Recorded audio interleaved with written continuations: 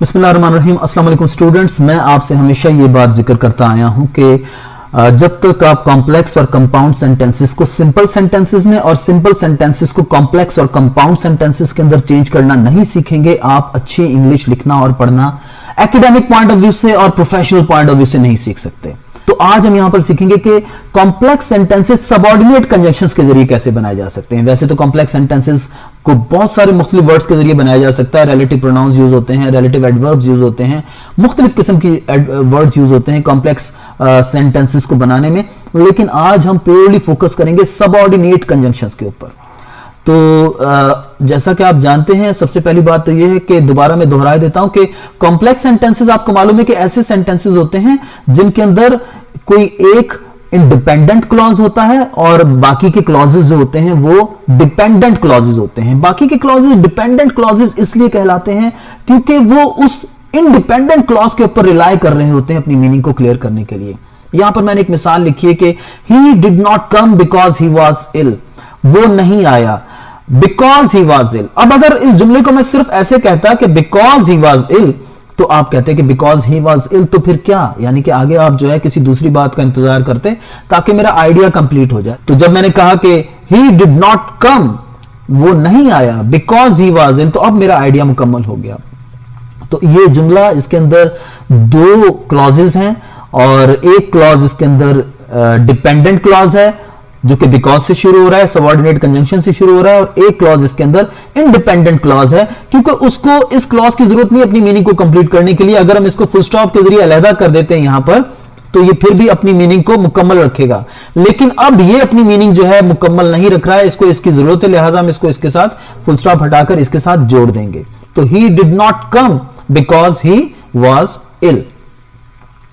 Subject और ये इसका प्रेडिकेट और ये इसका सब्जेक्ट और ये इसका प्रेडिकेट, यानी कि इसके अंदर दो क्लॉजेस हैं और एक क्लॉज जो है वो इंडिपेंडेंट क्लॉज है और एक क्लॉज जो है वो डिपेंडेंट क्लॉज है। लिहाजा ये जुमला आपका कॉम्प्लेक्स सेंटेंस है।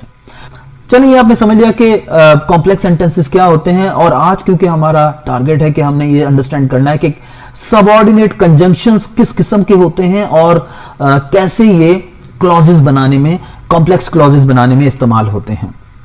तो सबऑर्डिनेट कंजंक्शंस टाइम का हो सकता है, कॉज और रीजन को पेश करता है, किसी भी चीज के कंडीशन को यानी कि शर्त को पेश करता है कि ये काम होगा अगर ये काम होगा, तो यानी कि वो दो कामों के दरमियान जो है एक कंडीशन लगा देता है।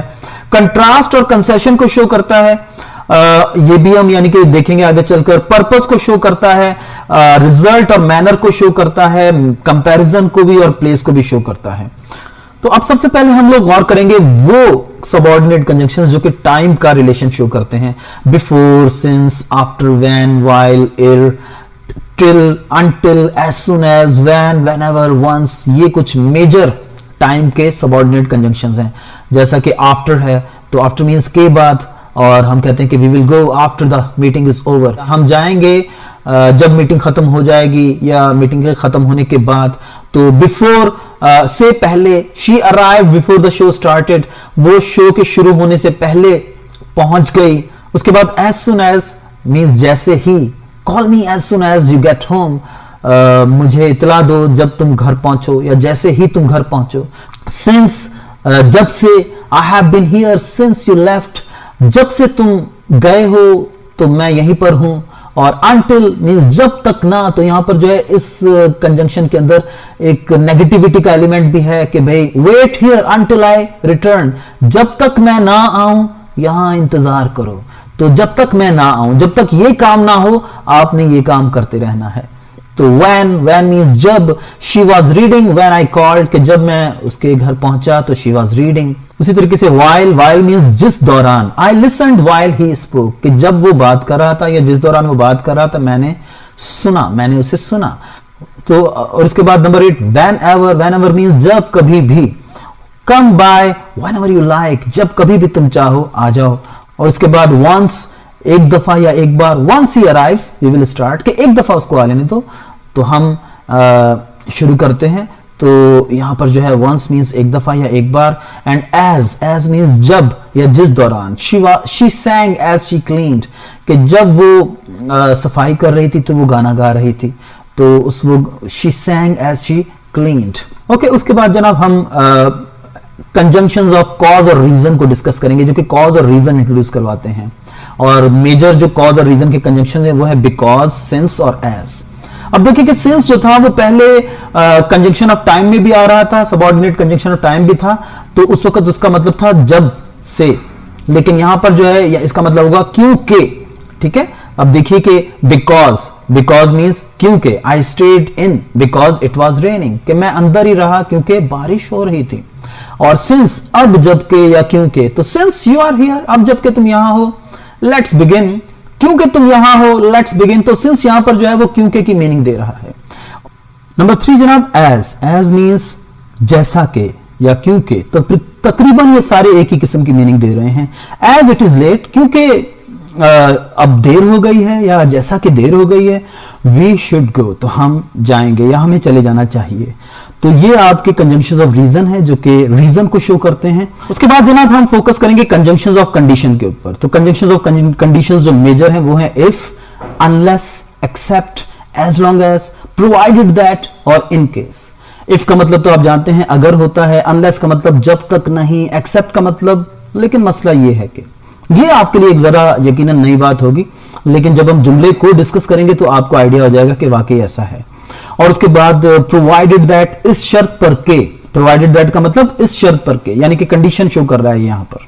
और उसके बाद है एज लॉन्ग एज, यानी कि जब तक, या इन केस, अगर या की सूरत में। ठीक है, आप जुमले देखें कि I will go if you come with me, मैं जाऊंगा अगर तुम मेरे साथ चलते हो। तो यहां पर कंडीशन उसने लगा दी इफ लगा के कि अगर तुम मेरे साथ चलते हो तो मैं जाऊंगा, एक शर्त उसने लगा दी।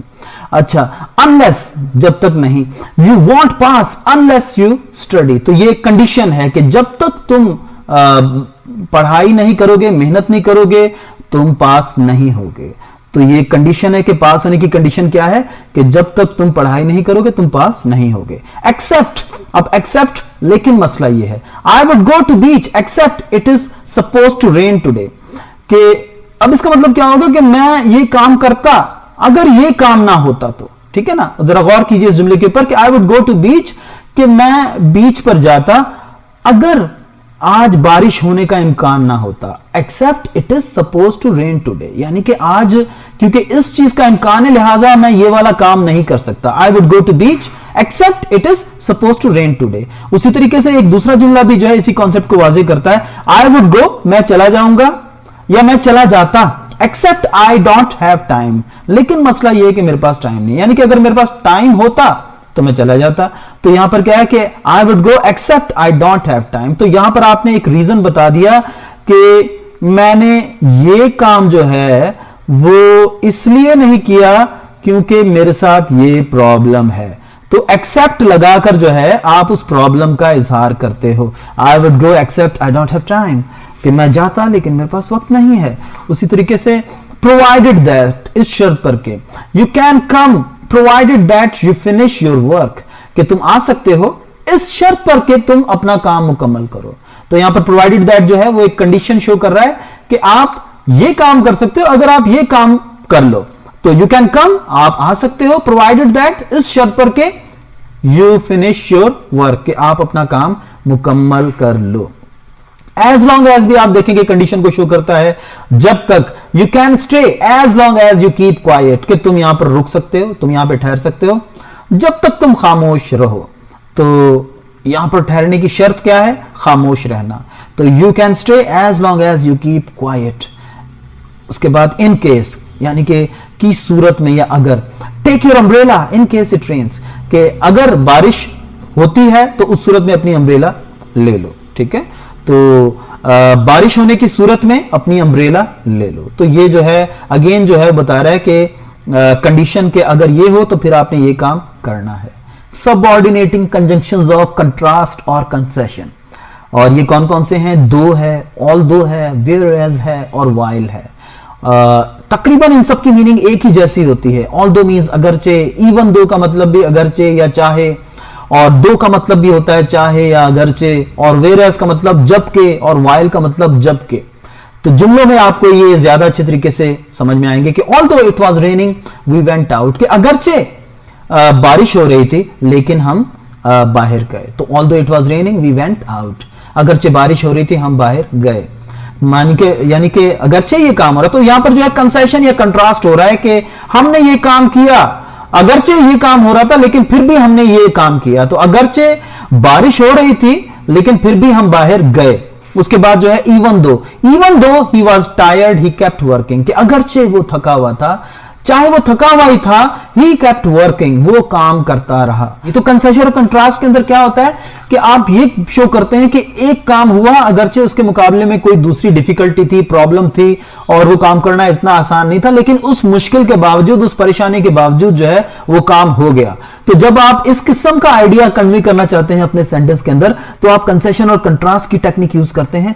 और अगेन नेक्स्ट जुमला देखिए कि शी केम दो शी वॉज अनइनवाइटेड, अगरचे उसे बुलाया नहीं गया था। अनइनवाइटेड का मतलब होता है कि उसे बुलाया नहीं गया, तो अगरचे वो अनइनवाइटेड थी लेकिन वो फिर भी आ गई। और उसके बाद whereas, जबकि she likes T whereas I prefer coffee, कि वो चाय पसंद करती है जबकि मैं कॉफी पसंद करता हूं। और उसके बाद while he is tall his brother is short, कि वो लंबा है जबकि उसका भाई छोटा है। उसके बाद जनाब सब ऑर्डिनेट कंजंक्शंस ऑफ पर्पस, जो कि अमूमन होते हैं दैट, लेस्ट या वाई।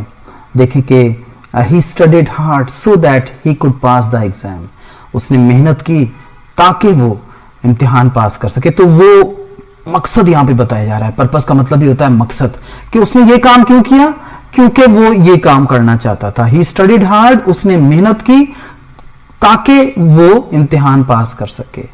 और इन ऑर्डर दैट का मतलब ये होता है ताकि। तो she left early in order that she could catch the train, कि वो जल्दी रवाना हो गई ताकि वो ट्रेन कैच कर सके। She left early in order that she could catch the train. उसी तरीके से लेस्ट का मतलब होता है कहीं ऐसा ना हो के, कहीं ऐसा ना हो के।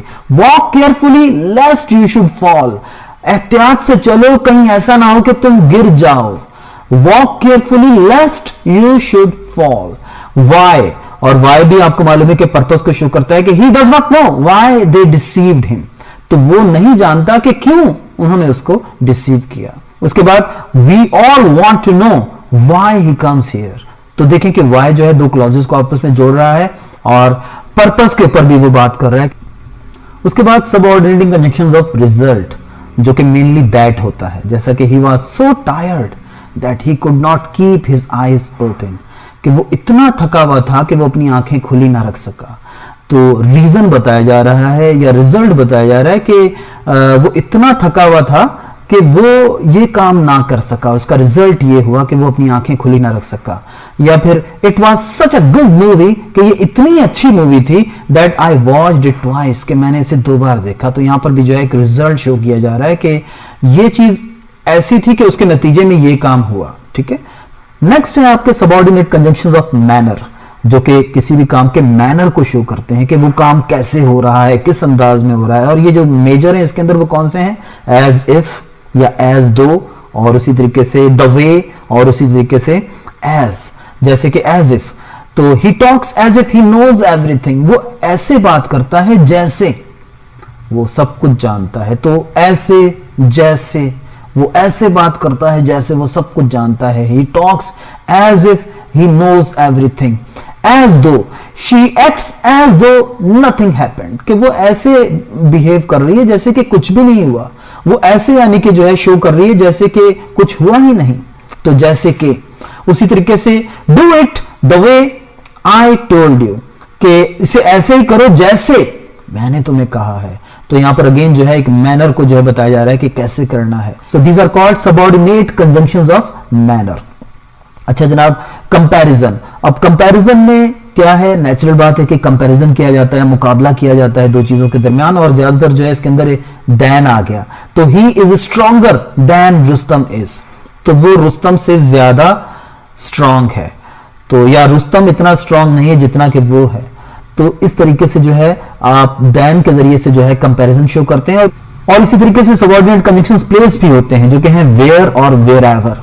वेयर मींस जहां, I will meet you where we agreed, कि जहां भी तुम्हारा दिल चाहे मैं तुम्हें मिलूंगा, या जहां भी हम यानी कि एग्री किया हमने तो हम वहां पर मिलेंगे। तो wherever मीन्स जहां कहीं भी, you can sit wherever you like, कि तुम बैठ सकते हो जहां कहीं भी तुम चाहो। तो जनाब टाइम, कॉज और रीजन, कंडीशन, कंट्रास्ट और concession, purpose, result, manner, comparison और प्लेस, ये आपकी डिफरेंट कैटेगरीज हैं सबऑर्डिनेट कंजंक्शंस की। ये हमारे काम आती हैं जब हम कॉम्प्लेक्स सेंटेंसेस बनाते हैं। मैंने आपको बताया है कि कॉम्प्लेक्स सेंटेंसेस की तरकीब, उनके बनाने का स्ट्रक्चर जो है उसको सीखना बहुत इंपॉर्टेंट है, क्योंकि जब आप इन सेंटेंसेस का स्ट्रक्चर सीखते हैं तो तभी आपको यह भी आइडिया होता है कि अब इनको सिंपल सेंटेंसेस में कैसे चेंज किया जाता है। तो हम अपने दूसरे लेसन के अंदर ये डिस्कस करेंगे कि ये जो कॉम्प्लेक्स सेंटेंसेस हैं इनको आप सिंपल सेंटेंसेस में कैसे चेंज कर सकते हैं। तो सिंपल सेंटेंसेस का स्ट्रक्चर सीखने के लिए आपको मालूम है कि जो एक कॉम्प्लेक्स या कंपाउंड सेंटेंस के अंदर बहुत सारे क्लॉजेस होते हैं, उनको आपने एक ही सब्जेक्ट और एक ही प्रीडिकेट के अंदर चेंज करना होता है। तो आप उस आइडिया को कंप्रेस कर देते हैं। जैसा कि ये लिखा है कि he did not come because he was ill, तो आप इसको कैसे सिंपल कर सकते हैं। जैसा कि यहां लिखा हुआ है कि he did not come because he was ill, तो आप इसको कैसे सिंपल में चेंज कर सकते हैं कि being ill he did not come.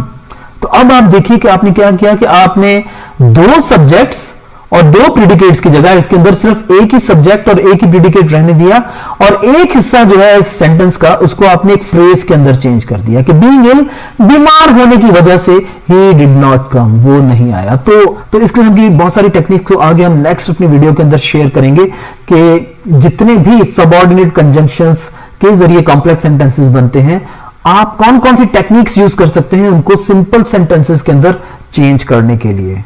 तो होपफुली आप वो नेक्स्ट वीडियो जरूर देखेंगे और शेयर कीजिए ज्यादा से ज्यादा। और सीखने का बेस्ट तरीकेकार यही है कि आप जो कुछ भी सीखें उसको आप अपने दोस्तों के साथ जो है आगे डिस्कस करें और उसको प्रैक्टिस करें कॉपी पर ज्यादा से ज्यादा।